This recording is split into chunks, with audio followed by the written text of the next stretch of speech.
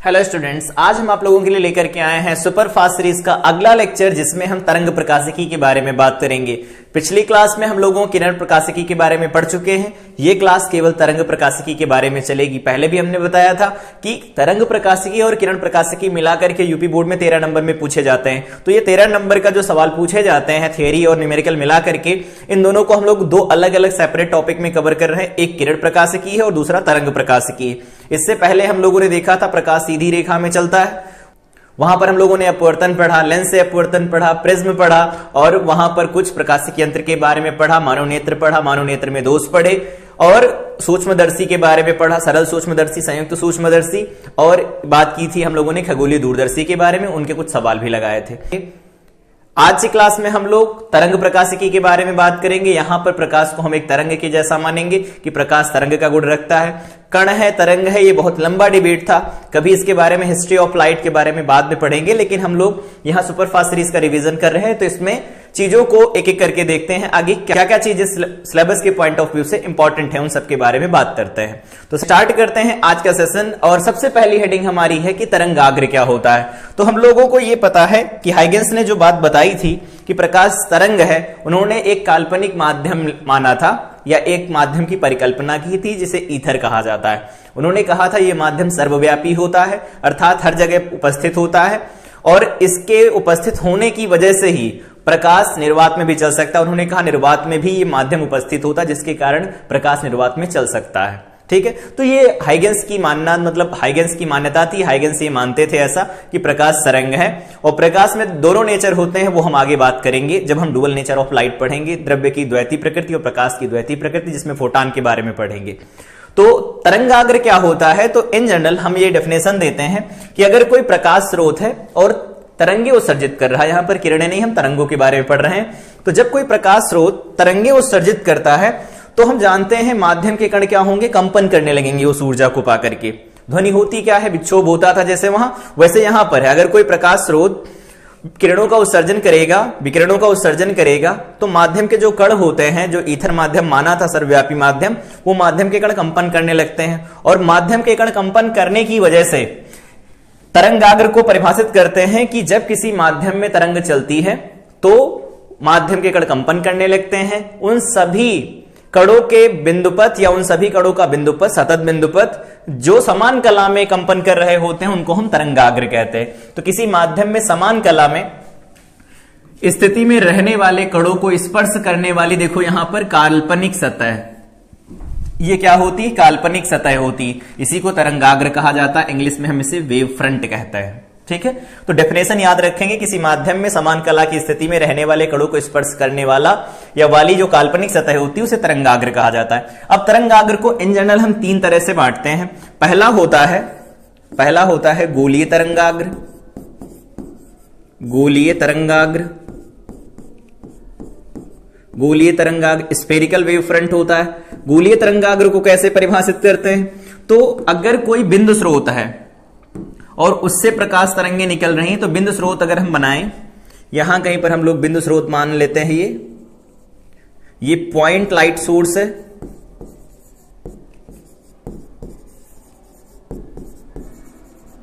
Point light source है, बिंदु प्रकाश स्रोत है जिससे हम तरंगों को देखना चाहते हैं कि कैसे निकल रही हैं। तो इससे जो तरंगाग्र निकलता है वो क्या होगा, यहां से जो तरंगे उत्सर्जित हो रही होंगी वो चारों दिशाओं में फैलेंगी और उन चारों दिशाओं में समान कला में कंपन करने वाले कणों का जो सतह मिलाई जाती, काल्पनिक सतह मिलाई जाती है, जिसे हम तरंगाग्र कहते हैं, तो वो क्या निकल के आएगा। अगर कोई बिंदु है, बिंदु से तरंगे निकलेंगी तो चारों तरफ निकल रही होंगी और उनको कवर करता हुआ अगर एक तल खींचा जाए पूरा का पूरा, तो वो क्या बनेगा, एक गोला बनेगा, स्फेरिकल बनेगा। तो गोलीय तरंगाग्र बिंदु स्रोत से उत्पन्न होता है। ये यहां से मान लेते कुछ इस तरफ जा रही हैं तरंगे, इस दिशा में तरंगे जा रही हैं, तो अगर ये समांग माध्यम लिया जाए तो तरंगाग्र कुछ ऐसे चल रहा होगा, तरंगाग्र कुछ इस तरह से चल रहा होगा, तो ये होगा गोलीय तरंगाग्र।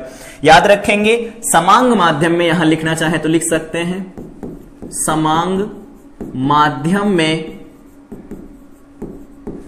तरंगाग्र, तरंगाग्र क्या होता है, तो तरंगाग्र संचरण की दिशा के लंबवत होता है, संचरण की दिशा के लंबवत होता है, के लंबवत रहता है। इस बात को ध्यान रखेंगे। तो समान माध्यम में मान लिया तरंगें चल रही हैं, तो उसमें जो तरंगाग्र बनता जाएगा वो स्फेरिकल बनेगा, ये चारों तरफ बनेगा, एक तरफ दिखाया गया है। दूसरा यहां पर होता है बी पॉइंट, जिसको हम कहते हैं बेलनाकार या समतल, पहले लिख लेते हैं समतल तरंगाग्र। समतल तरंगाग्र ये जो निकल के आ रहा है यहां पर, इस गोलीय तरंगाग्र, ये भी समतल तरंगाग्र हो सकता है अगर इसे बहुत दूर से देखें। जो जैसे जैसे दूरी पर बढ़ती जाएगी तो क्या होंगे, ये जो किरणें हैं वो फैलती जाएंगी, फैलती जाएंगी, फैलती जाएंगी, दूरी बहुत ज्यादा हो जाएगी तो यही तरंगाग्र हमें क्या दिखने लगेगा, समतल दिखने लगेगा। लेकिन समतल तरंगाग्र का जो स्रोत होता है वो कोई सीट हो सकती है। जैसे यहां पर हम लोग कंसीडर करें, मान लिया कोई एक सीट है, ये प्रकाश तरंगों को उत्सर्जित कर रही है, तो अगर प्रकाश तरंगें यहां से निकल रही होंगी, ऐसे जाएंगी, समांग माध्यम है तो इधर सीधे जा रही होंगी, इनके लंबवती खींचा जा रहा है। दूसरा अगर खींचा जाए तो वो कैसा खींचेंगे हम लोग,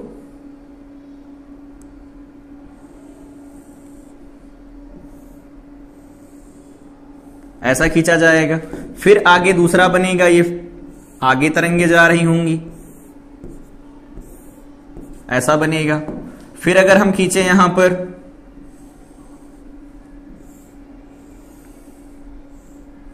ऐसा होगा और तरंगे इस तरह से आगे चलती जाएंगी, इस दिशा में तरंगे जा रही हैं। ठीक है, तो ये हो गया समतल तरंगाग्र। अगर कोई समतलीय स्रोत है, जैसे मान लो कोई सीट है और सीट के ऊपर सारे बल्ब लगे हों, वहां से समतल प्रकाश तरंगे उत्सर्जित हो रही हों, तो हम यहां से कहेंगे कि जो तरंगाग्र मिल रहा होगा वो समतल तरंगाग्र मिलेगा। तो यहां पर ये क्या है, समतल तरंगाग्र है, समतल तरंगाग्र है। एक और तरंगाग्र होता है जिसे हम बेलनाकार तरंगाग्र कहते हैं। तो सी पॉइंट लिखना चाहे तो लिख सकते हैं बेलनाकार तरंगाग्र।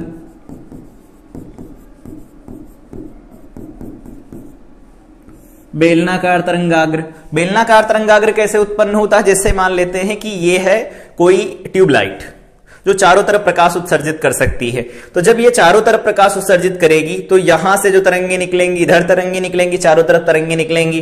तो अगर एक कोई तल लिया जाए, उस तल में क्या होगा, समान दूरी पर जो कण कंपन कर रहे होंगे, जो समान कला में कंपन कर रहे होंगे, उनको मिलाया जाए तो एक छल्ला जैसा बनेगा। इसी तरह से क्या होगा, ऊपर से लगा करके, इस एंड से इस किनारे से लगा करके इस किनारे तक के लिए छोटे छोटे छल्ले बनेंगे, उन सबको जब मिलाया जाएगा तो वो बेलनाकार तरंगाग्र बनाएंगे। तो यहां पर इस तरह से बनाया जा सकता है इसे।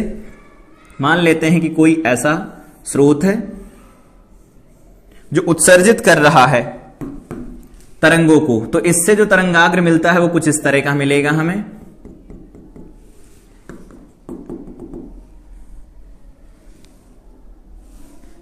ये कुछ ऐसा तरंगाग्र मिलेगा, ऐसा होगा। इससे हम लोग ऐसे बना सकते हैं, यहां पर इनको मिलाता हुआ आगे की तरफ बढ़ता हुआ, इनको मिलाता हुआ आगे की तरफ बढ़ता हुआ, कुछ इस तरह से एक बेलन बन जाएगा और ये इस तरह से आगे संचरित होंगी यहां पर प्रकाश तरंगे, कुछ इस तरह से ऐसा बनेगा। दूसरा वाला इससे भी बड़ा बनेगा, फिर आगे वाले इससे भी बड़े बनते चले जाएंगे। तो यहां तरंगाग्र बेलनाकार होगा, यहां समतल तरंगाग्र होगा, और ये हो गया पॉइंट सोर्स की वजह से जो गोलीय तरंगाग्र बनता है वो कैसे बनता है इसके बारे में बात की। ध्यान ये रखेंगे, गोलीय तरंगाग्र को बहुत दूरी से अगर देखा जाता है तो वही समतल तरंगाग्र की तरह कार्य करता है। आगे हम लोग बढ़ते हैं, तरंगाग्र के बारे में बात कर लिया। अब यहां पर जो सबसे ज्यादा इंपॉर्टेंट है या सबसे ज्यादा महत्वपूर्ण जो पूछी जाती चीज है वो है हाइगेंस की द्वितीयक तरंगिकाओं का सिद्धांत। इसे 3 पॉइंट में समझ सकते हैं, 3 मेन पॉइंट होते हैं, सबके बारे में एक बात करते हैं। पहला पॉइंट होता है जब किसी माध्यम में कोई तरंग उत्पन्न होती तो माध्यम के सभी कण कंपन करने लगते हैं। अभी हम लोगों ने बात किया कि हाइगेंस ने एक सर्वव्यापी माध्यम की परिकल्पना की थी जिसे ईथर कहा जाता है। उन्होंने कहा था यह माध्यम हर जगह पर उपस्थित है जिसके कारण तरंगे, जो प्रकाश तरंगे होती हैं, वो संचरित हो पाती हैं। ठीक है, तो जब कोई माध्यम में तरंग उत्पन्न होती तो माध्यम के कण कंपन करने लगते हैं और एक ही कला में कंपन करने वाले कणों का जो बिंदुपथ होता है वो तरंगाग्र कहलाता है। तरंगाग्र 3 प्रकार के होते हैं, इन सब के बारे में यहां बात कर ली गई। ठीक है, अब इनके दूसरे पॉइंट के बारे में बात करते हैं। दूसरा पॉइंट क्या है, फिर इसे हम बनाते हैं। यहां दूसरा पॉइंट है कि तरंगाग्र पर स्थित प्रत्येक कण एक नए स्रोत की तरह भांति व्यवहार करता है जिससे सभी दिशाओं में नई गोलीय तरंगे निकलती हैं और इन तरंगों को द्वितीयक तरंगिकाएं कहा जाता है। आगे अगर बात करें कि किसी क्षण द्वितीयक तरंगिकाओं के आवरण अर्थात उन्हें स्पर्श करता हुआ कोई तरंगाग्र खींचा जाए तो वो उनकी नई स्थिति को प्रदर्शित करता है। तो ये पॉइंट्स हमारे पास हो गए। अब अगर हम इनको बना के समझे कैसे, ये क्या कहना चाहते हैं, तो सबसे पहले ये पॉइंट तो क्लियर हो गया कि तरंगाग्र कहलाता है। तरंगाग्र तीन तरह के होते हैं। एक होता है गोलीय, यहां पर बात कर ली गई। दूसरा होता है बेलनाकार या समतल, सी नंबर हो गया समतल। और ये कैसे बनते हैं इन सब के बारे में बात किया गया। तीन तरह के तरंगाग्र हो गए। अब माध्यम में मान लेते कोई बिंदु स्रोत है और इससे तरंगे निकल रही हैं, इस दिशा में निकल रही तरंगे मान लेते हैं। अभी बताया अगर समांग माध्यम होता है, और समांग माध्यम की इन्होंने परिकल्पना की थी, ये ऐसा हो गया तो यहां पर कुछ इस तरह के स्रोत बनते हैं, ठीक है। और इसको हम बनाएं अगर तो कुछ ऐसा बनेगा, ऐसा बनेगा ये तरंगाग्र। चारों तरफ ऐसा होगा, एक तरफ सिर्फ दिखाया जा रहा है। दूसरा जो बनेगा वो कुछ इस तरह का बनेगा, ऐसा हुआ। तो मान लेते हैं कि ये बिंदु है, यहां से तरंगाग्र आगे जा रहा है और ये एक और तरंगाग्र बना जो हमें नई स्थिति दिखा रहा है, ऐसा बन गया। तो जो पॉइंट लिखा गया है दूसरा वाला वो यही कहता है कि अगर इस प्रकाश स्रोत से तरंगे उत्सर्जित हो रही हैं तो वो क्या करते हैं, माध्यम के कण कंपन करने लगते हैं। तो अगर हमने तरंगाग्र कोई कंसीडर किया है, मान लेते हैं तरंगाग्र ये है हमारे पास, कोई नया तरंगाग्र, मतलब यहां पर पहली बार तरंगा को कंसीडर कर है, मान लेते हैं ये ए बिंदु है, यहां पर बी बिंदु है और यहां कहीं पर सी बिंदु है। तो कह रहे हैं कि जो तरंगाग्र हम लोगों ने अभी माना है ये पहला तरंगाग्र है, प्राथमिक है, ये प्राथमिक है, ठीक है। अब इससे क्या होगा, तो इससे निकलेंगी तरंगे चारों दिशाओं में, फिर से तरंग निकलेंगी। तो यहां पर ये इस दिशा में तरंगे निकल रही, इस दिशा में तरंगे निकलेंगी। अब ये गोलीय स्रोत के जैसा व्यवहार करेगा, यहां से भी तरंगे निकलेंगी, यहां से तरंगे निकलेंगी, ये तरंगे निकल रही होंगी, कुछ इस दिशा में तरंगे निकलेंगी। तो तरंगाग्र के ऊपर जो बिंदु होते हैं वो एक नए प्रकाश स्रोत की तरह कार्य करते हैं और यहां से गोलीय तरंगे निकलती हैं। मतलब यहां पर जो वेवफ्रंट बनता है, तरंगाग्र बनता है, वो कैसा होता है, गोलीय होता है। अब क्या करना है, इनसे जो ये बिंदु स्रोत है, इनसे जो तरंगे निकल रही हैं, इन तरंगों को कहा जाता है द्वितीयक तरंगे, द्वितीयक तरंगिकाएं। अगर इन द्वितीयक तरंगिकाओं के बारे में आगे बात करें तो इनको समान कला में रखते हुए फिर से एक अगर हम नया वेव फ्रंट बनाए, तरंगाग्र बनाए, जैसे ये मान लो बनाया गया है, यहां से खींचा गया कि इसमें जो कंपन कर रहे होंगे कण वो समान कला में है, तो ये हमारे पास तरंगाग्र की नई स्थिति है, तरंगाग्र की नई स्थिति यहां पर निकल के आ रही है, नई स्थिति है। और इसी को कहते हैं द्वितीयक तरंगाग्र। तो वो पहला हो गया और इसको हम कहते हैं द्वितीयक तरंगाग्र, द्वितीयक तरंगाग्र,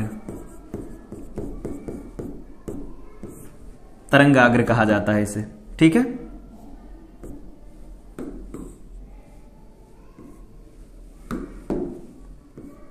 ये हो गया द्वितीयक तरंगाग्र। तो अगर किसी माध्यम में तरंगे उत्सर्जित होती तो माध्यम के कण कंपन करने लगते हैं। समान कला में कंपन करने वाले कणों का जो बिंदुपथ होता तरंगाग्र कहलाता है।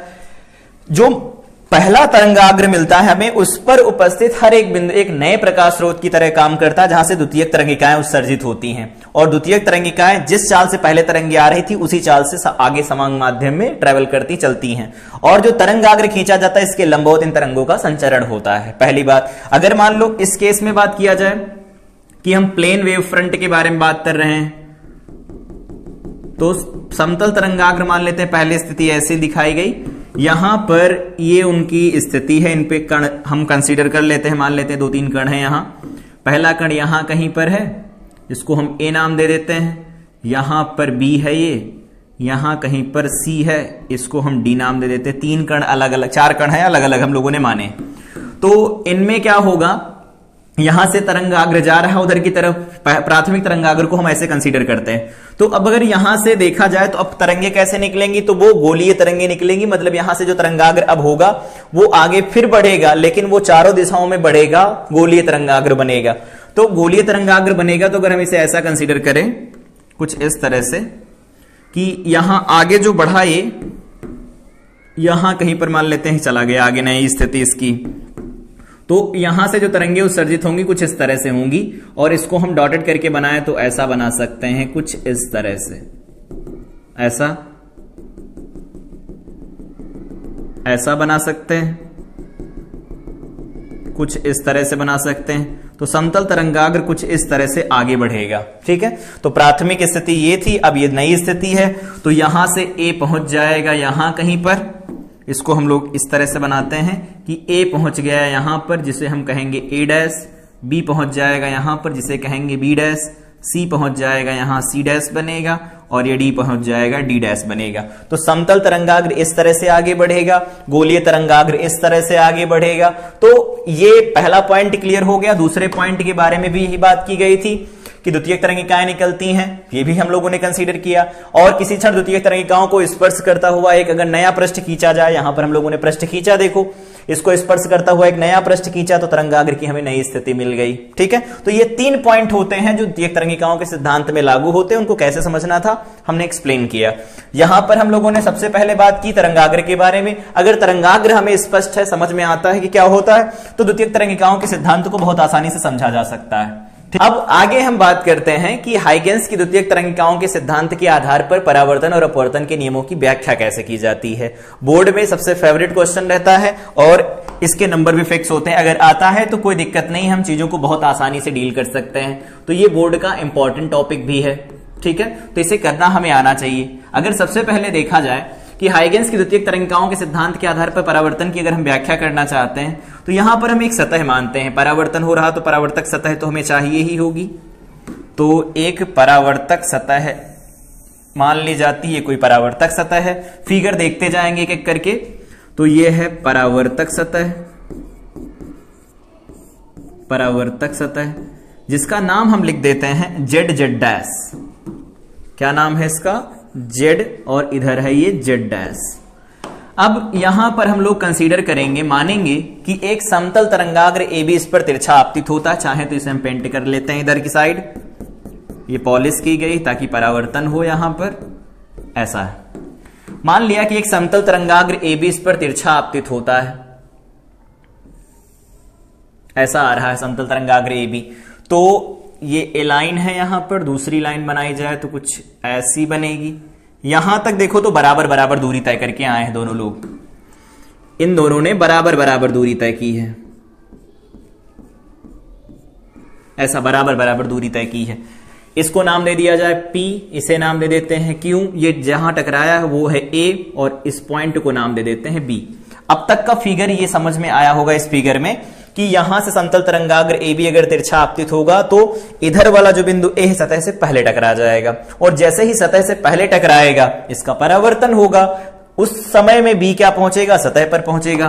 तो यहां पर मान लेते हैं कि जितने समय में बी जो पॉइंट है, जैसे मान लेते हैं बी यहां चलना शुरू करेगा, तो जितने समय में बी यहां पर पहुंचेगा इस सतह के ऊपर, उतने समय में जो ए बिंदु होगा इधर कहीं पहुंच जाएगा, इधर की तरफ। ठीक है, अब यहां पर अभिलंब हम लोग खींच ही सकते हैं। ये जो अभिलंब बनेगा वो कैसा होगा? यहां पर ये अभिलंब है, यहां पर भी हम एक अभिलंब खींच सकते हैं, ऐसा अभिलंब बनेगा। अब इस पॉइंट के बारे में आगे बात करें तो ये किरण गई है, दूसरी भी किरण जाएगी। पहले समांतर आई थी तो बाद में भी समांतर ही रहेंगी। ठीक है, तो ऐसा बना दिया गया। अब हमें क्या करना है, यहां पर कोण मार्क करने हैं, तो कोण मार्क कर लेते हैं क्या क्या बनेंगे। तो सबसे पहले ये हमारे पास जो कोण बनेगा वो कैसा होगा? तो ये कोण होगा हमारे पास आपतन कोण I, और इधर ये जो कोण बनेगा वो होगा परावर्तन कोण R। अब एक बात और यहां से, अगर ये कोण आई है, यहां पर ये 90 डिग्री का कोण होगा, इस बात को ध्यान रखेंगे कि समतल तरंगाग्र आके गिरा है। अगर ये आई है तो इधर वाला कोण कितना बनेगा, 90 माइनस आई बनेगा, और अगर ये 90 माइनस आई बनेगा तो इधर वाला कोण कितना बनेगा, आई बन जाएगा। उम्मीद है समझ में आया होगा ये आई कैसे आया। तो हम यहां से बाकी चीजों को हटा देते हैं, तो ये कोण हमारे पास ओवरऑल फाइनली निकल के आ गया कि ये कोण हो जाएगा आई। ठीक है, अब हमें क्या यहां पर कंसीडर करना है, मानना क्या है कि जितने समय में बिंदु बी यहां बिंदु डी पर पहुंचता है, उतने समय में ए का बिंदु कहीं दूरी पर, कुछ दूरी पर पहुंच जाएगा। तो करना क्या है, प्रकार में यहां पर रखना है और ये इतना चाप भरना है और यहां पर रख करके चाप लगा देना है, ए पॉइंट से रख करके। मान लेते हैं वो कटान यहां कहीं पर हुआ और इसको हमें क्या कर देना है, मिला देना है यहां से, या फिर हम इसको ऐसे मिलाएं या फिर हम इसको इस तरह से मिला देते हैं कि कटान यहां कहीं पर हुआ और इसको मिला दिया हमने, चाप इस तरह से काट रहा है इसे।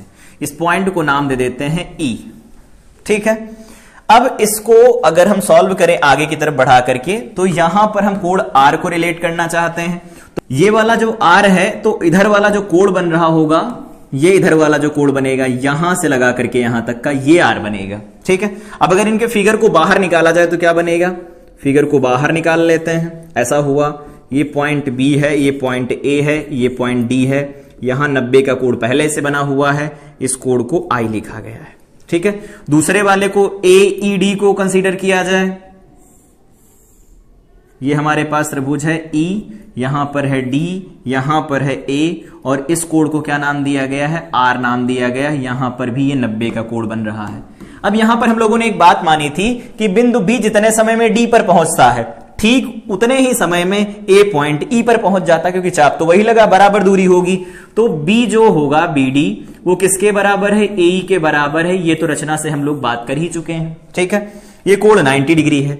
अब दूसरी बात यहां से देखते हैं कि जो एडी है, वो एडी देखो दोनों में उभयनिष्ठ आ रहा है, तो बीडी जो है वो किसके बराबर है, एई के बराबर है। बीडी एई के बराबर है। ये वाली भुजा हो गई उभयनिष्ठ, सामने वाला कोण 90 बराबर है ही। तो ये दोनों के दोनों कोण त्रिभुज ए बी डी सर्वांग सम हो गया है त्रिभुज ए ई डी के।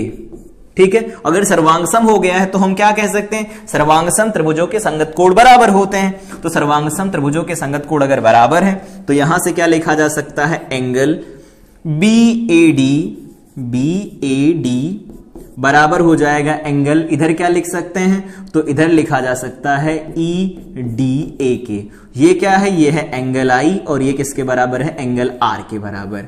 तो यही तो होता है परावर्तन का नियम, एंगल आई बराबर एंगल आर। ठीक है, तो इस तरह से फिगर बनाना है और इनको सेपरेट करके दिखाना चाहे तो दिखाए, नहीं तो इसी में त्रिभुज लेकर के कंसीडर करके बता सकते हैं कि त्रिभुज सर्वांग सम है, सर्वांग सम त्रिभुजों के संगत कोण बराबर होते हैं, इसलिए कोण आई बराबर आर होगा। और हम जानते हैं कोण आई बराबर कोण आर है, तो इसका मतलब क्या है, यही तो परावर्तन का नियम है, यही परावर्तन का नियम है। तो इस तरह से हम परावर्तन की व्याख्या कर सकते हैं। दूसरा, अगर अपवर्तन की व्याख्या करनी हो तो अब की बार हमें अपवर्तक सतह माननी पड़ेगी। तो यहां पर ये कोई अपवर्तक सतह मान ली गई, ये है अपवर्तक सतह। अब की बार प्रकाश आर पार जाएगा एक माध्यम से दूसरे माध्यम में। मान लेते हैं ये माध्यम है एक, ठीक है, और इसका रिफ्रैक्टिव इंडेक्स हमें दिया गया है, अपवर्तनांक म्यू है, ये विरल है। ठीक है, यहां पर चाल इसकी कितनी है, v1 है। ठीक है, यहां पर ये जो दिया गया है दूसरा, ये माध्यम 2 है, दूसरा माध्यम है, इसमें अपवर्तनांक μ2 है, ये सघन है, और इसमें इस चाल दे रखी है वो कितनी है, v2 दे रखी है। ठीक है, ऐसा लिख दिया गया। यहां पर भी वही हम मानेंगे, एक समतल तरंगाग्र ये भी तिरछा आपतित होता है तो आपतित करवाते हैं, ये आपतित हुआ, यहां से ये आपतित हो रहा है। ठीक है, यहां तक तो दोनों ने बराबर दूरी तय की, अभी तक बराबर दूरी तय की। तो ये वाला पॉइंट P है, Q है, ये P क्यों आ रहा समतल तरंगाग्र, यहां कहीं पर गिरा, तो इस पॉइंट को हम नाम दे देते हैं कि ये पॉइंट है A और ये पॉइंट है B। अब यहां से आगे बढ़ेंगे तो ए पॉइंट तो टकरा चुका है इस अपवर्तक सतह से, तो क्या होगा, इसका अपवर्तन होगा। अभिलंब खींच लेते हैं पहले, तो अभिलंब खींचे जाएं तो क्या होगा, ऐसा बनेगा।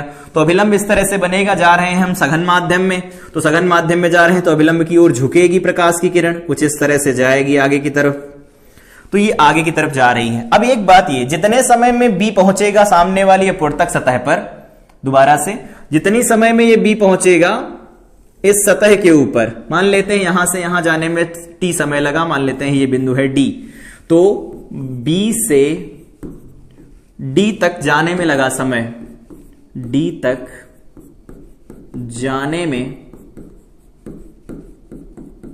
लगा समय ये मान लेते हैं टी है। तो जितने समय में बिंदु बी से डी तक जाएगा, ए का बिंदु यहां कहीं पर पहुंच जाएगा, तो मान लेते हैं ये यहां कहीं पर पहुंच जाता है, ऐसा। तो अगर इतनी दूरी को कवर किया है इसने, तो क्या कह सकते हैं हम, यहां कहीं बिंदु ई तक पहुंच गया, ये कोई पॉइंट ई है, तो जितने समय में बी डी तक पहुंचा ये ई तक पहुंच गया।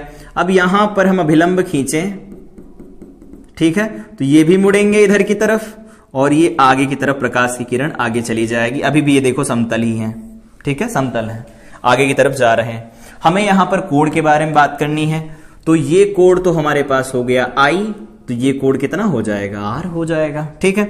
यहां से हम क्या करेंगे, आगे यहां से देखो चली गई दूरियां बराबर, तो यहां से हम एक लंब खींच सकते हैं, ये हो गया हमारे पास लंब, ठीक है। जितनी यहां पर समय लगा उतनी दूरी पर यहां समय लगा, चाप उसी के साथ खींचा गया है, तो ये इस तरह से चाप खींचा गया है, ठीक। अब यहां पर ये देखना है कि टी समय लगा, तो टी समय में यहां से यहां पहुंचा होगा, तो बीडी क्या लिखा जा सकता है, तो दूरी बराबर होता है चाल गुणा समय, तो v1 इंटू टी लिख सकते हैं। इसी तरह से AE लिखा जाए तो क्या लिखा जा सकता है, वो लिखा जा सकता है v2 इंटू टी, क्योंकि समय समान है और यहां v2 चाल है, ठीक है।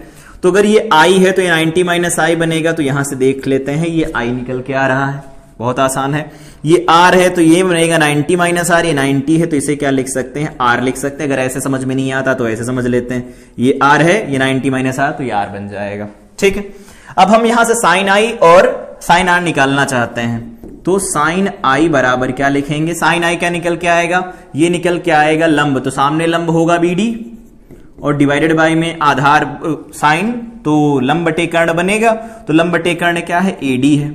इसी तरह से साइन R निकाला जाए तो साइन R की वैल्यू क्या मिलेगी, साइन R की वैल्यू मिल जाएगी AE, लंब बटा कर्ण, कर्ण है AD।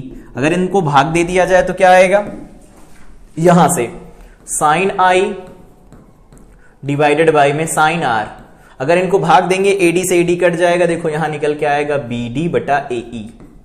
अब इनके मान अगर रख दिए जाए, BD का मान क्या है, तो BD का मान है v1 इंटू टी, ये है v2 इंटू टी, ठीक है। इसे सॉल्व करें आगे तो देखो साइन I डिवाइडेड बाय में साइन R, ठीक है, t से t कैंसिल होगा, ऊपर बनेगा देखो v1 बटा v2। अगर हम v1 और v2 के मान लिख दें तो क्या होगा, तो v1 का मान अगर लिखा जाए तो क्या लिख सकते हैं, c डिवाइडेड बाई यहां पर μ1, और अगर हम v2 का मान लिखें तो क्या लिख सकते हैं, c डिवाइडेड बाई μ2। हम लोगों ने पढ़ा था किरण प्रकाशिकी में, तो ये वैल्यू क्या बन जाएगी, यहां पर पुट करें तो ये बन जाएगा साइन I डिवाइडेड बाई में साइन R बराबर, ये वैल्यू क्या है, तो v1 बाई v2 है, इसको हम इसके साथ रिलेट करेंगे तो बन जाएगा μ2 बाई μ1। तो हमारे पास वैल्यू मिली है साइन I बटा साइन R बराबर, ये क्या है, μ2 बाई μ1। और यही क्या होता है, यही होता है स्नेल का नियम। तो यही स्नेल का नियम है, स्नेल का नियम है। तो इस तरह से परावर्तन और अपवर्तन की व्याख्या की जा सकती। उम्मीद है कि बहुत आसानी से समझ में आया होगा, ठीक है। आगे बढ़ते हैं, कला संबद्ध प्रकाश स्रोत और व्यतिकरण के बारे में बात कर लेते हैं। तो सबसे पहले कला संबद्ध प्रकाश स्रोत क्या होते हैं, तो जब किसी माध्यम में डिस्टरबेंस उत्पन्न होता है, विक्षोभ उत्पन्न होता है, तो कहते हैं प्रकाश स्रोत से तरंगे निकलती हैं, और प्रकाश स्रोत से निकलने वाली अगर तरंगे हैं, उन तरंगों के बीच में कलांतर के बारे में बात की जाए तो अगर कोई दो तरंगे हैं उनके बीच में कलांतर नियत रहता हो या शून्य रहे, लगभग में वो या तो हमेशा शून्य रहे या नियत रहे, तो हम कहते हैं कि कला संबद्ध प्रकाश स्रोत होते हैं। इसका मतलब यह है कि अगर कोई प्रकाश स्रोत है यहां पर, इससे तरंगे निकल रही हैं, ऐसे तरंगे निकल रही हैं, तो इन तरंगों के बीच में जो कलांतर फाई होता है या तो वो नियत हो या फिर वो जीरो हो। तो नियत रहे या जीरो रहे तो ऐसे प्रकाश स्रोत से उत्सर्जित होने वाली तरंगों के लिए प्रकाश स्रोत कला संबद्ध प्रकाश स्रोत की तरह काम करता है। व्यतिकरण के बारे में हम बात करते हैं। तो व्यतिकरण क्या है? जब किसी कला संबद्ध प्रकाश स्रोत से उत्सर्जित तरंगे माध्यम में संचरण करती हैं तो माध्यम के विभिन्न बिंदुओं पर प्रकाश की तीव्रता उन बिंदुओं की तीव्रताओं के योग से भिन्न होती है। प्रकाश तरंगों के अध्यारोपण की इस परिघटना को प्रकाश का हम विवर्तन कहते हैं। उम्मीद है कि समझ में आया होगा।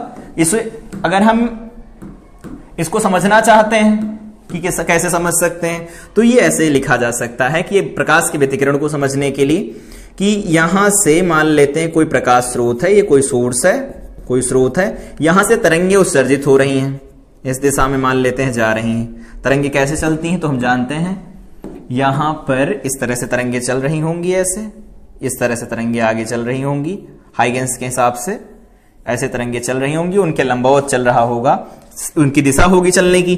तो इस तरह से अगर तरंगे आगे की तरफ बढ़ रही हैं तो ये दो तरंगे आपस में कहीं जाकर के मीट करें, या ये दोनों जाकर के आपस में कहीं मिलें, या ये दोनों जाकर के आपस में कहीं मिलें, तो इन सब के मिलने की वजह से ऊर्जा का पुनर्वितरण होता है।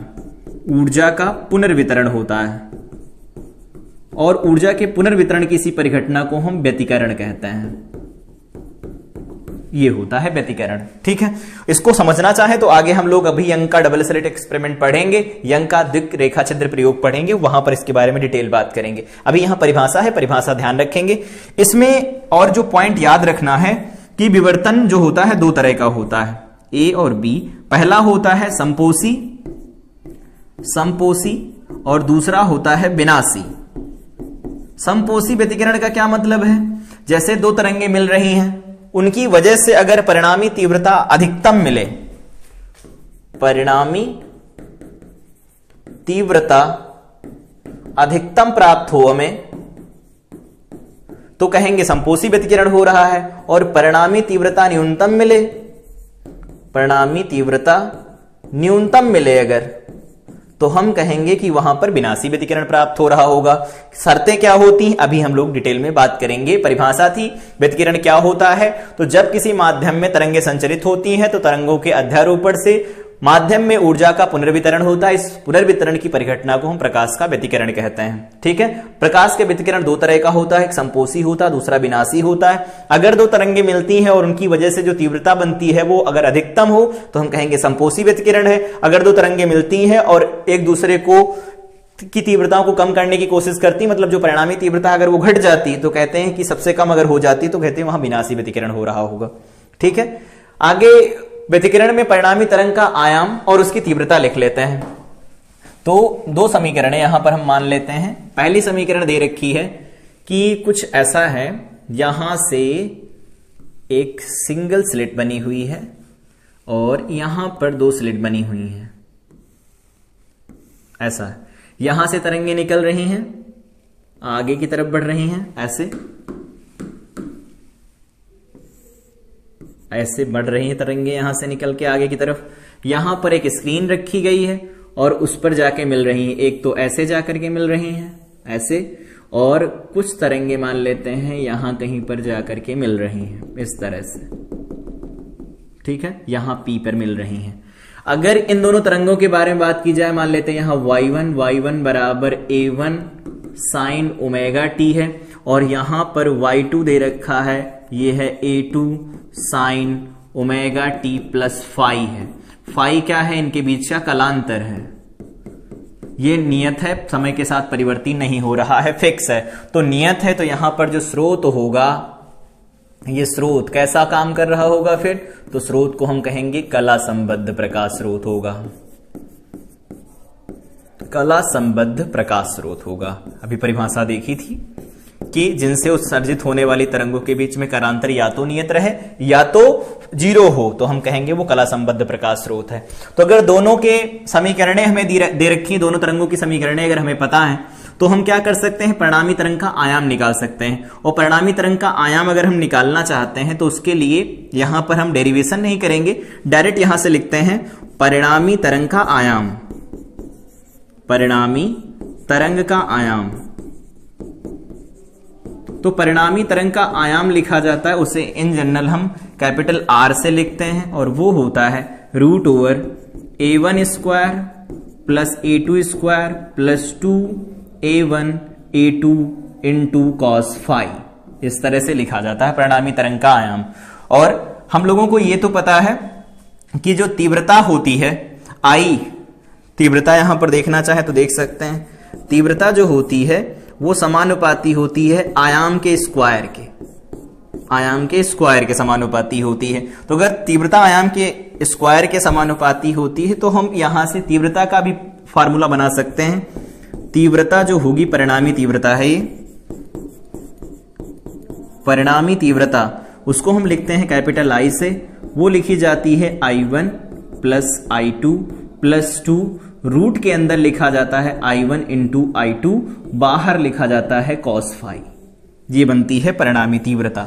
अगर इस तीव्रता को हम समपोषी और विनाशी व्यतिकरण के लिए प्रयोग करना चाहें कर सकते हैं। तो यहां लिखना चाहें तो लिख देते हैं समपोषी व्यतिकरण के लिए। यहां पर समपोषी व्यतिकरण होगा तो इसे अधिकतम करना चाहेंगे तो अधिकतम करेंगे तो ये cos फाई की वैल्यू अधिकतम कितनी होती, 1 होती है। तो यहां से हमारे पास cos फाई जो होगा वो 1 बनेगा, और cos फाई 1 बनने का मतलब फाई बराबर या तो 0 बने या फिर क्या बनना चाहिए, या तो 2 पाई बने, 4 पाई बने, डॉट डॉट डॉट ऐसे चलता रहेगा। तो यहां से कह सकते हैं ना इन जनरल की फाई की वैल्यू वो बननी चाहिए n पाई, और n की वैल्यू क्या है, n belongs to even integer, sum होना चाहिए और पूर्णांक होना चाहिए, तो ऐसे वैल्यू जा रही होगी। तो अब अगर हम इसे सॉल्व करते हैं, cos फाई का मान 1 ही रख दिया तो I बन गया I मैक्स के बराबर, और I मैक्स जब बनेगा तो देखो I1 I2 2I1 I2 बनेगा, तो इसे लिख सकते हैं I1 प्लस I2 और इसका होल स्क्वायर बनेगा। और अगर हम विनाशी व्यतिकरण के लिखें, विनाशी व्यतिकरण के लिए तो विनाशी व्यतिकरण की शर्त क्या होती है, तो विनाशी व्यतिकरण की शर्त होती है यहां पर जो तीव्रता होनी चाहिए वो न्यूनतम होनी चाहिए। तो हम जानते हैं cos फाई किसके बराबर होना चाहिए, -1, क्योंकि इससे कम तो होता नहीं है। तो इस केस में जो फाई निकल के आएगा देखो कितना बन रहा है, पाई, 3 पाई, 5 पाई, इसी तरह से बढ़ता जा रहा है। तो इन जनरल हम फाई को लिख देते हैं 2n-1 इंटू पाई। देखो यही तो आएगा, अगर 1 रखेंगे तो पाई बनेगा, 2 रखेंगे 2 2 4 -1, इस तरह से लिखते चले जाएंगे। तो यहां पर इस तरह से फाई को लिखेंगे कलांतर को, और यहां पर इस तरह से कलांतर को लिखा जाएगा।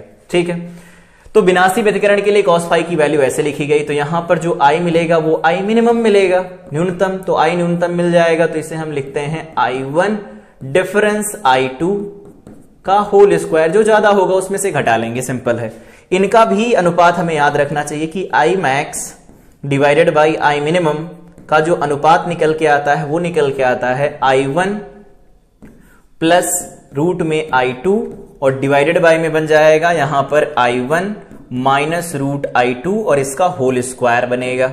ठीक है, इसको इन जनरल अगर लिखना चाहें तो हम ऐसे लिख सकते हैं A1 plus A2 divided by A1 minus A2 का होल स्क्वायर। तो तीव्रता और आयाम को हम रिलेट भी कर सकते हैं इस फार्मूले के साथ। तो I मिनिमम का ये रेशियो बन गया। तो कभी फार्मूला पूछा जाए तो ये फार्मूला हम लगाएंगे। तो ये आयाम हो गया, तीव्रता हो गई। समपोषी और विनाशी व्यतिकरण के लिए तीव्रता अधिकतम कैसे होती, न्यूनतम कैसे होती, वो भी बात की गई। अब आगे बढ़ते हैं, यंग का द्विरेखा छिद्र प्रयोग पढ़ते हैं। यंग का द्विरेखा छिद्र प्रयोग क्या कहता है, तो ये कहता है कि यहां पर जो भी हम फिगर कंसीडर कर रहे थे वही है कि यहां से कहीं से निकल रही हैं प्रकाश की तरंगें, और इसके सामने दो छोटे छोटे छिद्र रखे गए हैं। एक यहां है, दूसरा यहां कहीं पर है, और यहां एक स्क्रीन रखी गई है, पर्दा। ठीक, अब यहां से तरंगें उत्सर्जित हो रही हैं, तो तरंग यहां से निकलेंगी, यहां तक जाएंगी, इनके बीच में कोई कलांतर नहीं होगा, पथांतर नहीं होगा। पथ का कोई अंतर नहीं होगा, बराबर बराबर दूरी तय करके यहां से तरंगे आगे बढ़ रही हैं। लेकिन जब यहां से पहुंचेंगी और सामने मिलेंगी, यहां पर एक तो ऐसा होगा, ये लाइन हम लोग ऐसे खींच सकते हैं, ये रेफरेंस लाइन है जिस पॉइंट को ओ नाम दिया जाता है। अब इनको यहां से मिलाया जाए तो क्या होगा, जो ये तरंगे यहां मिलेंगी,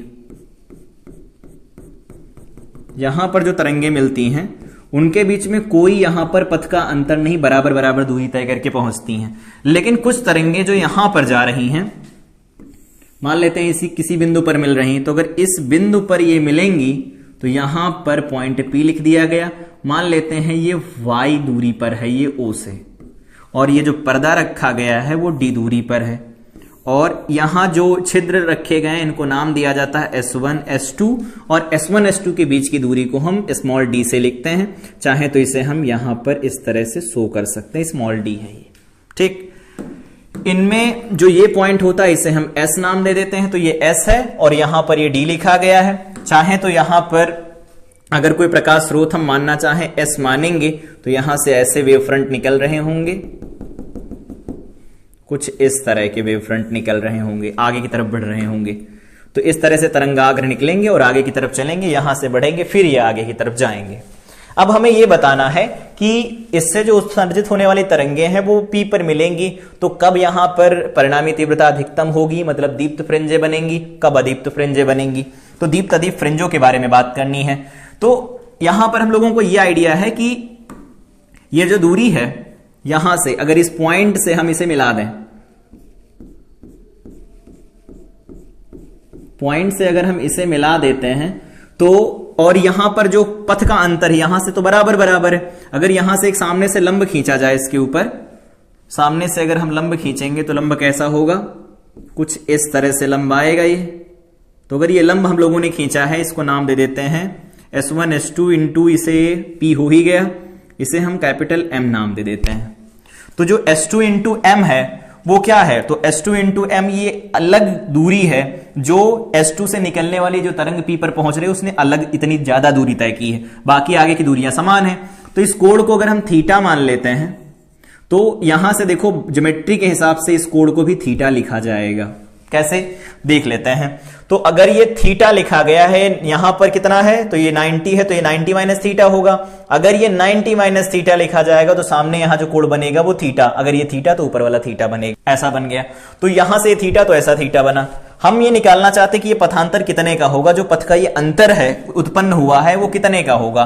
तो ऐसे कह सकते हैं ये डी है, इस पथांतर को हम लोग डेल्टा एक्स अगर नाम दे देते हैं। डेल्टा एक्स क्या है, पथांतर है, पथ का अंतर है दोनों तरंगों के बीच में। तो क्या निकल के आएगा ये, तो ये d है, ये डेल्टा एक्स है। यहां से हम साइन थीटा निकालना चाहते हैं। साइन थीटा क्या होगा, तो लंब हो जाएगा जो कि डेल्टा एक्स है, डिवाइडेड बाई में कर्ण, कर्ण d है। तो डेल्टा एक्स कितना निकल के आएगा, तो डेल्टा एक्स निकल के आएगा d sine theta, d sine theta. तो ये पथांतर हमारे पास निकल के आ गया। इस पर शर्त लगा लेते हैं, यदि थीटा बहुत छोटा हो, तो थीटा का मान अगर बहुत छोटा होगा तो क्या लिख सकते हैं, थीटा बहुत छोटा होने पर जो साइन थीटा होता है वो लगभग थीटा के बराबर होता है। चाहे तो इसे हम टैन थीटा के बराबर भी लिख सकते हैं। रिप्लेस कर देते हैं तो डेल्टा एक्स जो पथांतर है हमारे पास वो आएगा डी। साइन थीटा की जगह पर हम अगर हम टैन थीटा लिखें तो टैन थीटा का मान वहां से क्या निकल के आएगा, देखो इस त्रिभुज में देख सकते हैं हम। तो टैन थीटा होगा y बटा डी, तो इसे लिख सकते हैं y बटा डी, ऐसा बनेगा। तो ये वैल्यू हमारे पास आ गई पथांतर की। ठीक है, तो पथांतर को बराबर करना रहता है हमें संपोषी विनाशी व्यतिकरण के लिए। संपोषी होगा तो दीप्त फ्रिंज बनेगी, उजाला ज्यादा होगा। विनाशी होगा, अदीप्त फ्रिंज बनेगी, अंधेरा होगा। ठीक है, अब इनको हम किसके बराबर करना चाहते हैं, तो अभी हम लोगों ने देखा कि संपोषी और विनाशी व्यतिकरण की जो शर्तें होती हैं वो क्या होती हैं, उनको हम कैसे लगाते हैं, यहां पर दिए गए फिगर में कैसे लगाएंगे। तो ये डेल्टा एक्स है, पथांतर है। पथांतर और कलांतर के बारे में अगर बात करें तो संपोषी व्यतिकरण की यहां शर्त लिखी हम लोगों ने अभी कि फाई की वैल्यू 0, 2 पाई, 4 पाई ऐसे रहनी चाहिए। तो एक यहां संबंध याद रखेंगे, कलांतर तथा पथांतर में संबंध है। कलांतर तथा पथांतर में संबंध। तो कलांतर तथा पथांतर में जो संबंध होता है वो क्या होता है, डेल्टा एक्स बराबर लिखा जाता है 2 पाई और ये लिखा जाता है lambda divided by 2 pi into delta phi, इस तरह से लिखते हैं। तो ये तो हो गया हमारे पास पथ का अंतर जिसे हम कहते हैं पथांतर, और यहां पर जो डेल्टा फाई लिखा जाता है वो होता है कला का अंतर जिसे हम कहते हैं कलांतर। ठीक है, अगर संपोषी विनाशी के लिए शर्त लगाई जाए तो यहां पर क्या लिख सकते हैं, शॉर्टकट में लिखते हैं इसे हम संपोषी। तो ए पॉइंट संपोषी हो तो संपोषी की शर्त यह है कि जो फाई होता है वो n पाई के बराबर हो जाए। n क्या होगा, तो n की वैल्यू चलेगी 2, 4, 6 ऐसे लगातार चलती चली जाएगी। तो यहां पर अगर हम रख देते हैं 2n पाई, 2 का गुणज होता है ना, यहां पर 2n पाई रखेंगे। यहां पर जो ये वैल्यू लिखी गई है इसको हम 2n पाई लिखेंगे, ऐसा कहना चाहें तो यहां पर n की वैल्यू पॉजिटिव इंटीजर होगी, ऐसा लिख सकते हैं। तो अगर संपोषी व्यतिकरण के लिए 2n पाई रखेंगे तो यहां अगर 2n पाई रखें तो 2 से 2 कटेगा, n से n बचेगा, तो इसे क्या लिखा जा सकता है, तो यहां से लिखेंगे डेल्टा एक्स जो निकल के आएगा वो बनेगा लैम्डा डिवाइडेड बाई में 2 पाई इंटू डेल्टा फाई जिसको हम 2n पाई लिखेंगे। पाई से पाई काटो, 2 से 2 काटो, तो ये निकल के आएगा n लैम्डा।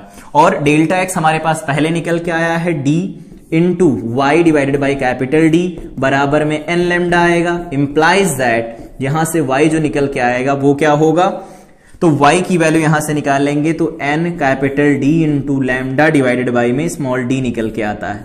y क्या होता है, तो y होता है यहां से केंद्रीय उचिष्ठ या केंद्रीय जो दीप्त फ्रिंज बनेगी, यहां O पर जो दीप्त फ्रिंज बनेगी, तो केंद्रीय दीप्त फ्रिंज से NV दीप्त फ्रिंज की दूरी, दीप्त फ्रिंज की दूरी इस तरह से निकाली जाती है। तो इस तरह से हम निकाल लेंगे। अगर हमें चौड़ाई निकालनी हो दीप्त फ्रिंज की, तो दीप्त फ्रिंज की चौड़ाई ऐसे निकालते हैं, दूसरी और तीसरी इन दोनों के बीच के गैप को निकाल लेते हैं, चौड़ाई निकल आएगी। तो इसे ऐसे बनाया जाता है y, या यहां से लिख देते हैं फ्रिंज चौड़ाई, फ्रिंज चौड़ाई। तो फ्रिंज चौड़ाई को हम लिखते हैं इन जनरल बीटा से या W से लिखा जाता है। तो बीटा बराबर क्या होगा, तो मान लेते हैं n+1v दीप्त फ्रिंज बनी, उसमें से nv दीप्त फ्रिंज हटा देते हैं। तो n+1v का मतलब यहां क्या बन जाएगा, देखो n+1 into d lambda divided by d बनेगा, माइनस यहां बन जाएगा n d lambda divided by d। इसे घटाएंगे तो क्या निकल के आएगा, d lambda divided by d आएगा।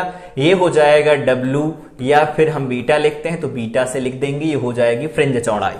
ठीक है, तो संपोषी के लिए यह शर्त लगा ली, वहां से निकाली हम लोगों ने। अब अगर आगे बात करें विनाशी व्यतिकरण के लिए, विनाशी व्यतिकरण के लिए, तो विनाशी व्यतिकरण की शर्त क्या थी कि इनके बीच का जो कलांतर है वो कितना होना चाहिए, तो ये था 2n-1 इंटू पाई, रख दो यहां पर। तो डेल्टा एक्स जो हमारे पास निकल के आएगा वो आएगा लैम्डा अपान 2 पाई। यहां पर क्या रखना था, तो ये रखना था 2n-1 इंटू में पाई, पाई से पाई कैंसिल करवा देते हैं। तो डेल्टा एक्स क्या निकल के आएगा, ये निकल के आएगा lambda divided by 2 into 2n-1। ठीक, इसे सॉल्व कर देते हैं। डेल्टा एक्स हमारे पास पहले से है, ये है small d into y divided by capital D बराबर ये आ जाएगा लैम्डा अपान 2, यहां लिखेंगे 2n-1। तो y की वैल्यू जो निकल के आ रही वो लैम्डा, या इसको ऐसे लिख देते हैं 2n-1 पहले इंटू में d into lambda divided by में 2d निकल के आएगा। तो ये होती है O से NV अदीप्त फ्रिंज की दूरी, अदीप्त फ्रिंज की दूरी। ये फार्मूले बहुत आसानी से निकाले जा सकते हैं, हम याद रखेंगे। यहां से आगे बात करना चाहें तो कर लेते हैं कि अभी तक हम लोगों ने जो कैलकुलेट किया वो निकल के आया yn, किसका, दीप्त का। yn जो दीप्त का निकल के आया वो आया n d lambda divided by d, ये फार्मूला प्रयोग करेंगे हम लोग। और yn जो अदीप्त का निकल के आया है वो फार्मूला यहां पर लिखना चाहें तो लिख लेते हैं 2n-1 into D lambda divided by 2d। तो ये अदीप्त का निकल के आया है, वो दीप्त का निकल के आया। O से NV अदीप्त की दूरी, O से NV दीप्त की दूरी मतलब केंद्रीय उचिष्ठ से है। यहां से फ्रिंज चौड़ाई दोनों में समान निकल के आती है, फ्रिंज चौड़ाई समान निकल के आती है, जिसको W या फिर बीटा से दिखाया जाता है। ये होती है d लैम्डा डिवाइडेड बाय में d। ये हमारे पास फार्मूले निकल के आते हैं। तो ये फार्मूले हो गए यंग के डबल स्लिट एक्सपेरिमेंट को अगर हम मैथमेटिकली ऑब्जर्व करना चाहें तो ये फार्मूले निकल के आएंगे हमारे पास। ठीक है, अगर क्वेश्चन लगाना चाहते हैं तो ये फार्मूले जरूर याद रखेंगे। ठीक है, आगे बढ़ते हैं कि यदि किसी व्यतिकारी तरंग के मार्ग में कोई पारदर्शक प्लेट रख दी जाए तो क्या होगा। जैसे यहां से तरंगे जा रही थी, यहां पर ये तरंग जा रही है, मान लिया गया कि यहां पर एक प्लेट रख दी जाए टी मोटाई की। तो अगर टी मोटाई की यहां पर हम प्लेट रखेंगे तो क्या होता है, जो पैटर्न होता है, जो यहां पर फ्रिंजें बनती हैं, वो फ्रिंजें टी रखने की वजह से फ्रिंज चौड़ाई नहीं बदलेगी, ये उतनी शिफ्ट हो जाती है ऊपर की तरफ। और जो शिफ्ट होता है वो यहां से लिखना चाहे तो लिख लेते हैं। जो शिफ्ट बनता है, फिगर बनाएं तो बना सकते हैं ऐसे, यहां से ये ऐसे बनेगा, यहां ऐसा बनेगा, ये ऐसा होगा, ऐसा, ये यहां जा रही हैं तरंगे, मीट कर रही हैं, यहां पर ऐसा था। अब क्या हुआ, यहां पर एक प्लेट लाके रख दी गई जो टी है और इसका अपवर्तनांक म्यू दिया गया है। तो ये जो डेल्टा एक्स, जो कलांतर का अंतर बढ़ जाता है, डेल्टा एक्स, वो निकल के आता है म्यू -1 इंटू टी, इतना निकल के आता है। तो इतने से जो फ्रिंज होंगी, फ्रिंज का पैटर्न वो शिफ्ट हो जाता है ऊपर की तरफ, और जिसके मार्ग में रखेंगे उधर की तरफ शिफ्ट होगा। अगर इधर में रखेंगे तो नीचे शिफ्ट होगा, उधर वाले के पास में रखेंगे तो ऊपर की शिफ्ट हो जाएगा। यहां पर W परिवर्तित नहीं होगा, वही रहेगा d लैम्डा बाई d। तो इसमें कोई चेंज नहीं आता है। ठीक है, ये सिंपल है, याद रख सकते हैं। आगे बढ़ते हैं, सवाल दिए गए हैं यहां पर व्यतिकरण के कि समान आवृत्ति की दो तरंगों के आयाम दिए हैं। तो आयाम दिए हैं तो यहां लिख लेते हैं, दिया है आयाम दिए हैं तो आयाम का अनुपात दिया है, तो A1/A2 मान लेते हैं। तो A1/A2 दिया है 5/3। व्यतिकरण क्षेत्र में महत्तम तथा न्यूनतम आयाम बताओ। तो अभी हम लोगों ने पढ़ा महत्तम आयाम क्या होता है, न्यूनतम आयाम क्या होता है। तो इसको पढ़ लेते हैं। A1 + A2 महत्तम होता है और A1 - A2 न्यूनतम होता है। ठीक है, तो ये हो जाएगा A max डिवाइडेड बाई में A मिनिमम, ऐसा निकाल सकते हैं। तो योग करेंगे तो बन जाएगा 5 + 3, यहां बन जाएगा 5 - 3, ये बनेगा 8/2 बराबर 4/1। तो ये आ जाएगा हमारे पास आयाम का अनुपात। पूछा तीव्रताओं का अनुपात भी बताओ। तो तीव्रताओं का फार्मूला भी हम लोगों ने पढ़ा, I max divided by I minimum बराबर क्या होता है, A1 + A2 divided by A1 - A2 का होल स्क्वायर। अगर आयाम निकाल लिया तब तो बहुत अच्छी बात है।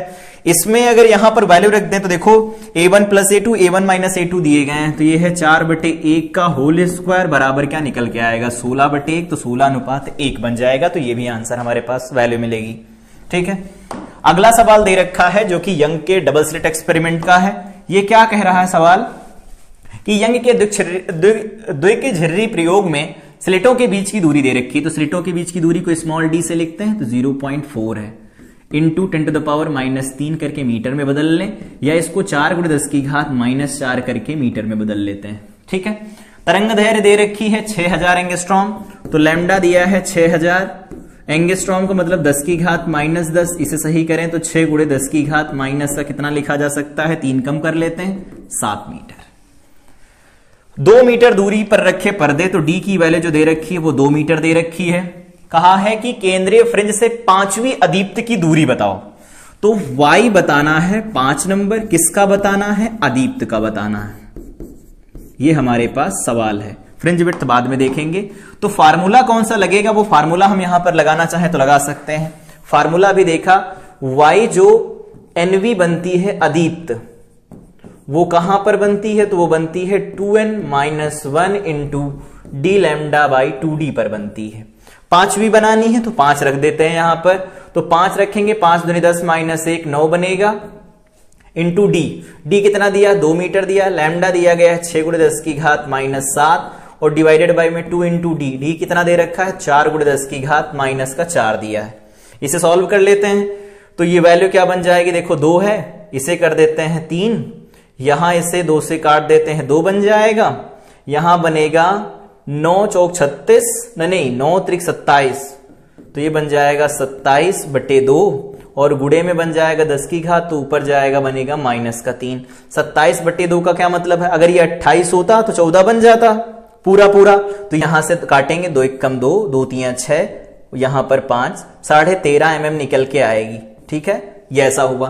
फ्रिंज चौड़ाई निकालना चाहते हैं तो फ्रिंज चौड़ाई का हम सूत्र जानते हैं, बीटा या डब्ल्यू बराबर क्या लिखा जाता है, डी लैम्डा बाई डी लिखा जाता है। तो ये है 2 मीटर, डी की वैल्यू है 6 × 10 की घात -7, और यहां पर डी कितना दिया है, तो 4 × 10 की घात कितना दिया है, माइनस का, यहां पर 4 दे रखा है। तो इसे कर देते हैं 3, तो ये 2 बन जाएगा। 2 से अगर हम इसे 2 को काट देंगे तो W की वैल्यू हमारे पास निकल के आएगी 3 × 10 की घात -3।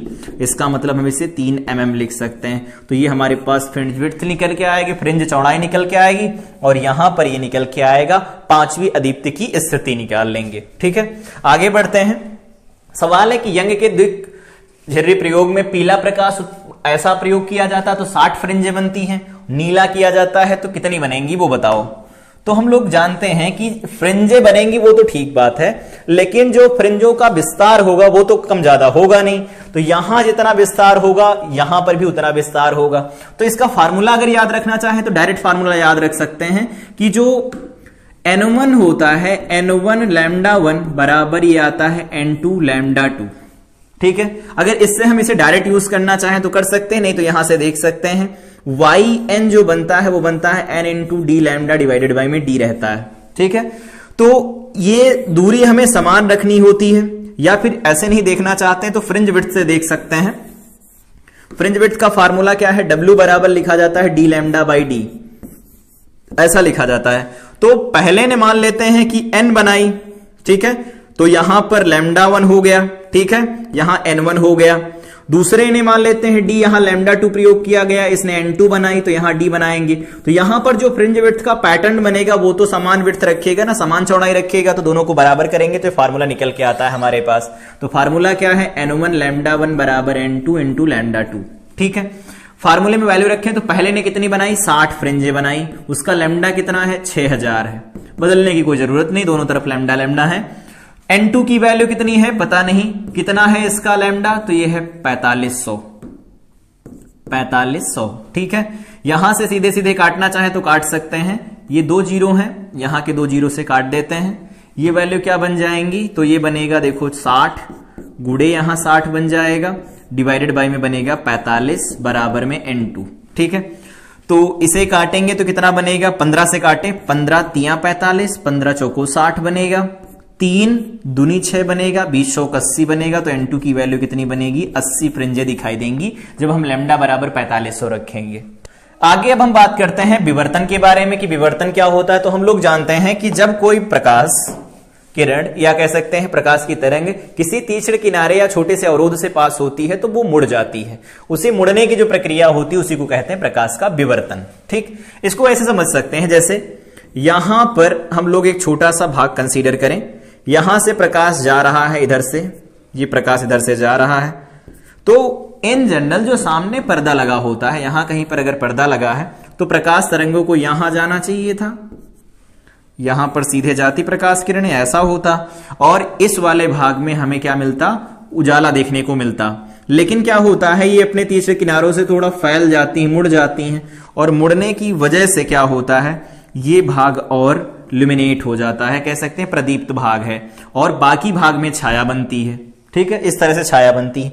तो यहां से ऑब्जर्व कर पा रहे हैं कि प्रकाश अगर सीधी रेखा में चलता तो इतना भाग सिर्फ उजाले में रहता, लेकिन उसके अगल बगल भाग में भी उजाला है, इसका मतलब प्रकाश ने अपने आप को मोड़ा है या प्रकाश मुड़ा है यहां पर। तो प्रकाश की जो मुड़ने की क्रिया होती है उसे हम प्रकाश का विवर्तन कहते हैं। ठीक है, इसके लिए छोटा सा स्लिट भी हो सकता है, जैसे मान लो यहां पर एक छोटी सी स्लिट दी गई है कि एक प्रकाश की किरण आ रही है, इसको सीधे यहां पर जाना चाहिए था, पुंज आ रहा है यहां जाना चाहिए था, लेकिन इसके अगल बगल भी किरणें जाती हैं, यहां पर पुंज जो होते हैं पुंज अलग बगल भी निकल के जाते हैं, तो यहां पर एक बड़ा सा एरिया ल्यूमिनेट होता है, बहुत बड़ा सा एरिया जो होता है वो प्रदीप्त होता है, तो कहते हैं प्रकाश यहां पर मुड़ रहा है, और मुड़ने की इसी परिघटना को हम प्रकाश का विवर्तन कहते हैं। ठीक है, प्रकाश के विवर्तन में सबसे ज्यादा जो इंपॉर्टेंट है उसको हम सबसे पहले बात करेंगे कि एकल झिर्री प्रयोग दिया गया हो, उसमें रेखा छिद्र के कारण प्रकाश का विवर्तन कैसे देखा जाता है। तो सबसे पहले एक पॉइंट यहां कंसीडर करते हैं, विवर्तन दो तरह के होते हैं, एक फ्रेस्नेल होता है, फ्राउनहोफर होता है। अभी सबके बारे में बात करेंगे। यहां पर एक प्रकाश स्रोत दिया गया है जिसको हमने नाम दिया है, मान लेते हैं S1 है। यहां पर एक सीधी लाइन ड्रॉ करना चाहते हैं हम लोग, एक सीधी लाइन ड्रॉ कर दी, ये सीधी लाइन है। अब इस पे यहां से पॉइंट, ये पॉइंट किसी लेंस के फोकस पर मान लेते रखा गया है। ये कोई लेंस है, उत्तल लेंस है, उत्तल लेंस के फोकस पर ये बिंदु रखा गया है, बिंदु स्रोत है। तो हम जानते हैं किसी भी उत्तल लेंस के फोकस पर अगर ये बिंदु उपस्थित होगा तो यहां से जो तरंगे चलेंगी, ये तरंगे क्या होंगी, इस समतल से आगे बढ़कर के समतल हो जाएंगी। और हम यहां पर एक रेखा छिद्र प्रयोग के बारे में पढ़ रहे हैं, तो एकल छिद्र है, तो यहां पर कुछ इस तरह का छिद्र बनेगा। ये इस तरह से बनाते हैं हम इसे, ये ऐसा बना हुआ है। यहां पर कुछ इस तरह से है,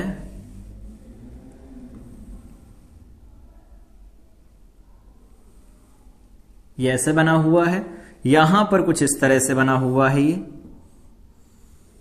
ये है, ये छिद्र है यहां से एक बड़ा सा, और ये यहां से प्रकाश आगे की तरफ जा रहा है। तो हम जानते हैं कि जो आपतित किरणें होती हैं फोकस से निकलती हैं तो वो लेंस से अपवर्तन के पश्चात समांतर बन जाती हैं, तो ये समांतर हो जाएंगी इधर की तरफ, ये समांतर हो जाएंगी इधर की तरफ। ठीक है, इनको अगर हम बढ़ाना चाहें तो बढ़ा सकते हैं आगे की तरफ। कैसे बनेगा ये,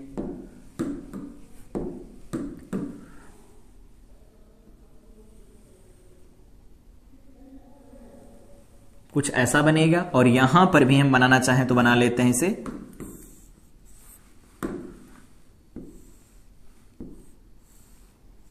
कुछ ऐसा छिद्र है। ठीक है, तो ये समांतर किरणें यहां से जा रही हैं, समांतर तरंगे हैं जो आगे की तरफ बढ़ रही हैं, कुछ इस तरह से हैं, आगे जा रही हैं। ठीक है, अब क्या होगा, ये समांतर तरंगे आगे जाकर के मीट करेंगी किसी पर्दे के ऊपर। मान लेते हैं यहां कहीं पर पर्दा रखा गया है, यहां कहीं पर दूर साइड में यहां कहीं पर पर्दा है, इस पर मीट करना चाहती, मिलना चाहती। तो जब उस पर मिलेंगी तो क्या होगा, यहां पर उच्चिष्ट निम्निष्ट कैसे बनते हैं उनके बारे में बात करते हैं। तो ये सीधे यहां से चलना शुरू करेंगे, लेकिन हम यहां पर एक लेंस रखना चाहते हैं दूसरा, कुछ इस तरह का लेंस है, ये ऐसा लेंस है, ये कोई लेंस है। इससे अगर ये नहीं होता तो सीधे ये निकलती यहां से। ठीक है, यहां से निकलेंगे सीधे, और ये कहां, यहां कहीं पर कंबाइन हो जाएंगे जाकर के, ऐसा होगा, यहां कहीं पर कंबाइन हो जाएंगे, मिलेंगी। ठीक है, लेकिन इसमें तीक्ष्ण किनारे हैं तो उसकी वजह से भी क्या होगा, यहां तीक्ष्ण किनारे हैं ये छोटे छोटे, तो तीक्ष्ण किनारों से भी क्या होगा, प्रकाश मुड़ेगा। तो प्रकाश यहां से कुछ इस दिशा में मुड़ेगा, वैसे ऐसा। यहां पर भी प्रकाश अब मुड़ेगा कुछ इस तरह से, मान लेते हैं ऐसा मुड़ रहा प्रकाश। मुड़ने के बाद में भी क्या करेगा, यहां पर जाकर के मिलेंगी, क्योंकि ये भी किरणों को थोड़ा समेट देगा। तो यहां कहीं पर मान लेते मिल रहे हैं, और यहां पर ये आगे की तरफ तिरछा होकर के यहां जाकर के यहां कहीं पी पर मिल रही हैं। ठीक है, तो ये हो गया विवर्तन। अब इस विवर्तन को हम एनालाइज करना चाहते हैं, मान लेते हैं ये कोण थीटा है, तो अगर वो कोण थीटा बनेगा तो इधर वाला कोण भी थीटा लिखा जाएगा। ठीक है, यहां से अगर हम लंब खींचेंगे सामने वाली भुजा के ऊपर, तो ये वाली दूरी हमें क्या दे रखी थी, यहां से यहां तक की दूरी a लिख लेते हैं, मान लेते हैं a दी जाती है। तो ये दूरी अगर a है तो ये जो दूरी बनेगी उसे क्या लिखेंगे हम, a sin थीटा लिखेंगे। कारण ये है कि अगर हम यहां से डॉटेड लाइन करते हैं, ये वाली लाइन, तो ये वाला कोण भी कितना निकल के आएगा, थीटा निकल के आएगा।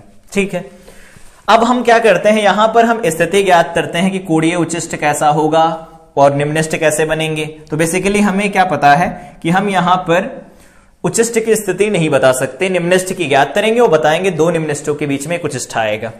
तो हमने पढ़ा भी कि अगर कलांतर के लिए तरंगों के बारे में बात की जाए तो एक तरंग कुछ ऐसे चल रही है और एक दूसरी तरंग है वो यहां से चल रही है, कुछ ऐसे, ये ऐसे चल रही है।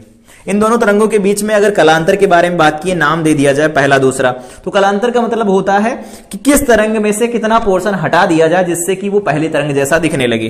तो अगर यहां से देखा जाता है कि ये वैल्यू यहां पर लिखी गई है, इस दूसरे वाले को थोड़ा हम अलग टाइप से लिख देते हैं, ये कुछ ऐसा मान लेते हैं, ये तरंग यहां से चल रही कुछ ऐसे बन रहा है, ये पहली तरंग, ये दूसरी तरंग।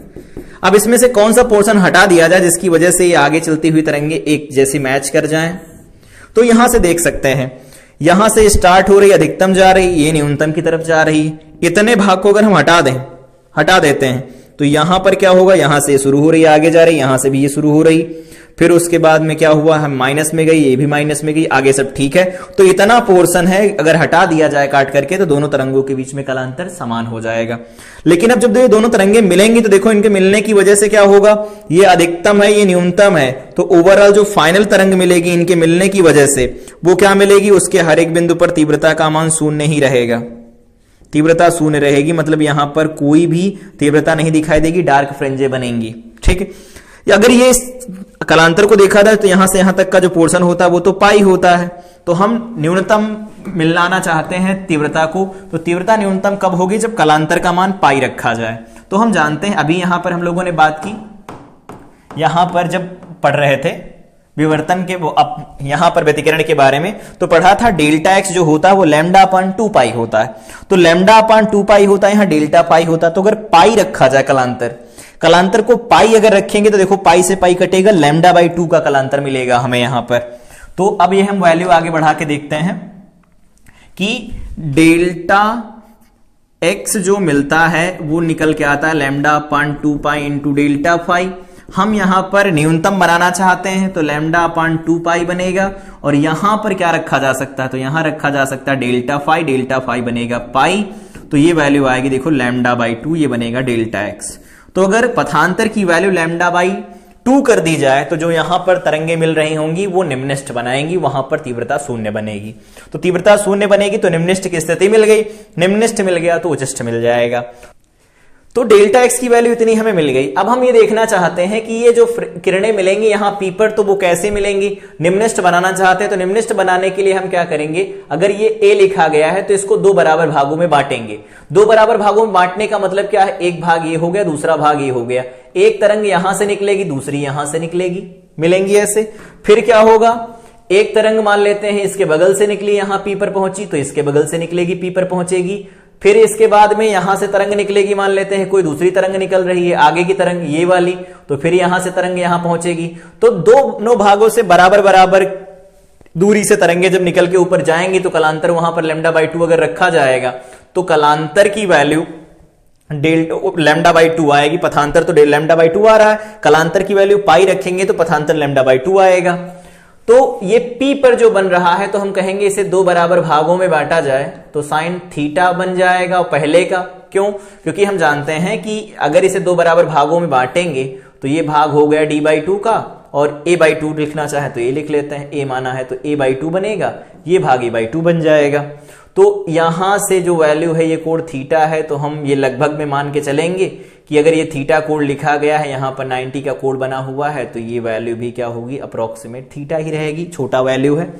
तो ये हो जाएगा हमारे पास पथांतर को बराबर कर देंगे लैम्डा बाई 2 के, काटेंगे 2 से 2 को तो a साइन थीटा 1 हमारे पास मिलेगा लैम्डा के बराबर।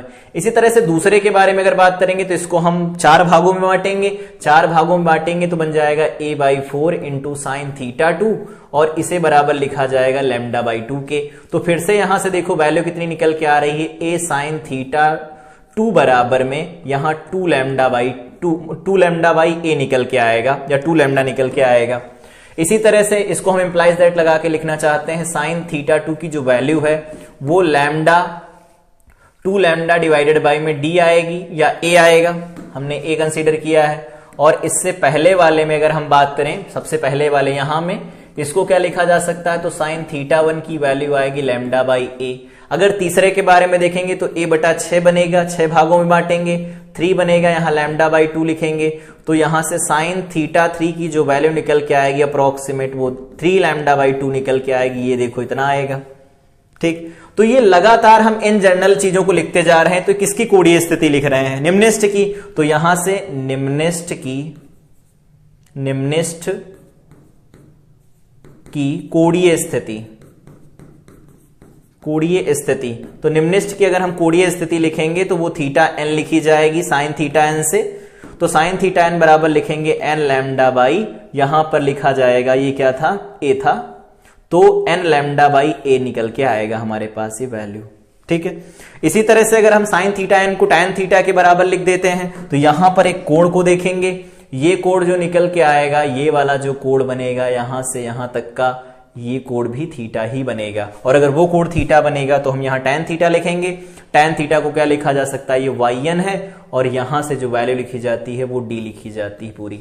तो क्या लिख सकते हैं, तो ये वैल्यू लिखी जाएगी वाई एन बटा डी बराबर में एन लैम्डा डिवाइडेड बाई में ए बन जाएगा। तो हम वाई एन क्या लिख सकते हैं, तो वाई एन बराबर हमारे पास आएगा n d lambda divided by में ए आएगा।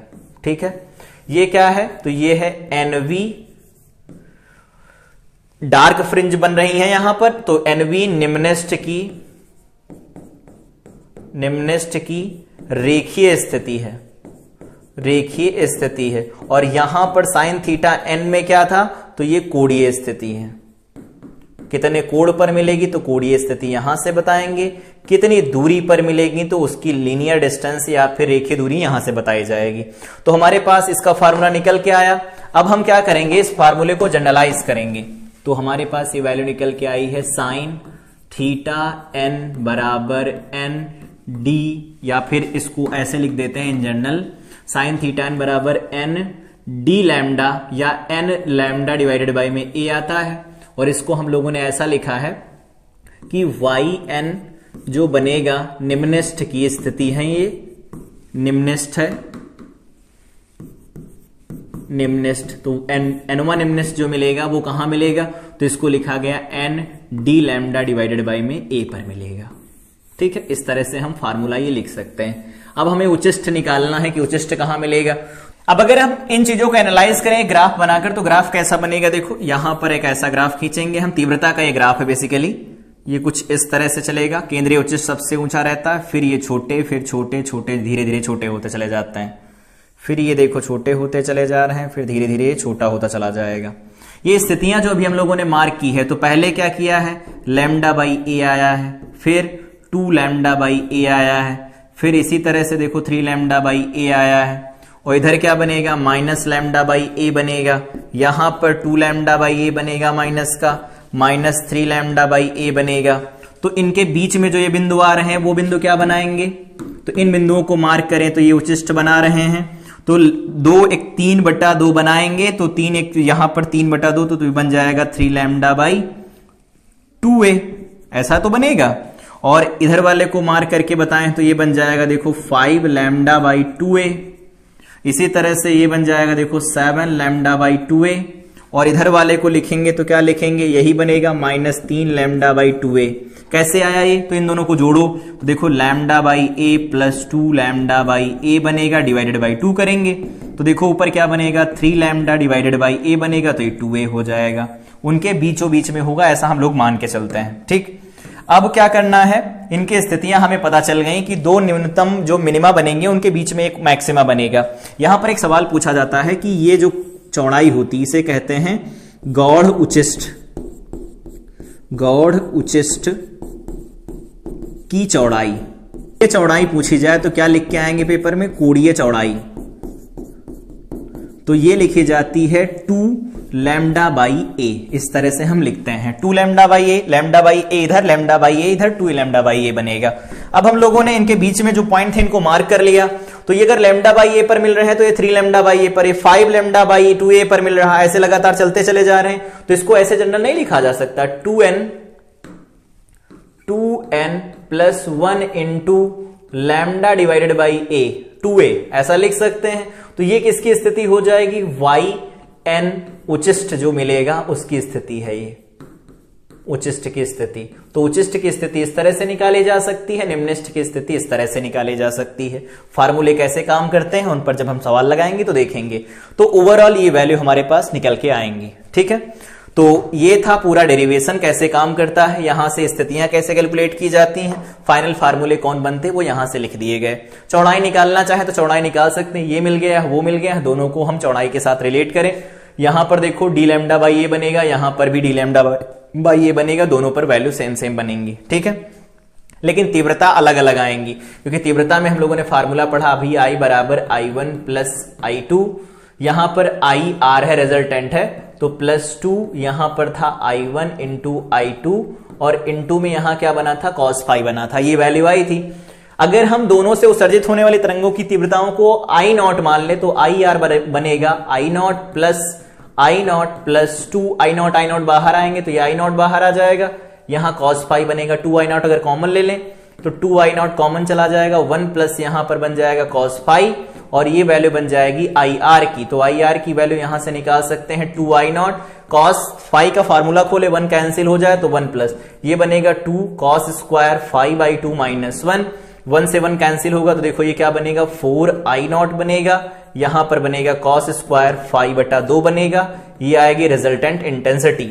ठीक है, तो दोनों जो यहां पर जा रहे हैं इनमें अगर ये तीव्रता I है, ये वाली भी तीव्रता I है, मतलब I0 और I0 रखे जाएं तो यहां पर तीव्रता को इसी तरह से लिखा जा सकता है। ठीक है, जो मैक्सिमम बनेगा उसके लिए हम 4I0 लिखेंगे, क्योंकि वहां पर phi 0 बनेगा, phi 0 तो 1, 4I0 बनेगा। ठीक है, आगे इस पर सवाल दे रखे हैं, एक एक करके सवाल करते हैं। तो सबसे पहला सवाल दिया है कि 0.2 मिलीमीटर चौड़ाई के रेखा छिद्र से 2 मीटर दूर रखे पर्दे पर विवर्तन प्राप्त किया जाता है। तो ये वैल्यू किसकी दे रखी है हमें, तो ये वैल्यू हमारे पास दे रखी है स्मॉल a की, तो ये है हमारे पास स्मॉल a। ठीक है, फिर कह रहे हैं 2 मीटर दूर, तो ये है कैपिटल D के बारे में बात कर रहे हैं, तो 2 मीटर हो गया। ये पर्दे पर केंद्रीय उच्चिष्ट के दोनों ओर 5 mm पर प्रथम निम्निष्ठ पाया गया, तो दोनों ओर यहां पर अगर हम स्क्रीन बनाएं तो ये है दोनों ओर कुछ ऐसा बनेगा, कुछ ऐसा बनेगा, पहला यहां मिलेगा, तो ये है फर्स्ट, यहां पर भी ये फर्स्ट मिलेगा, तो ये है प्रथम निम्निष्ठ, प्रथम निम्निष्ठ।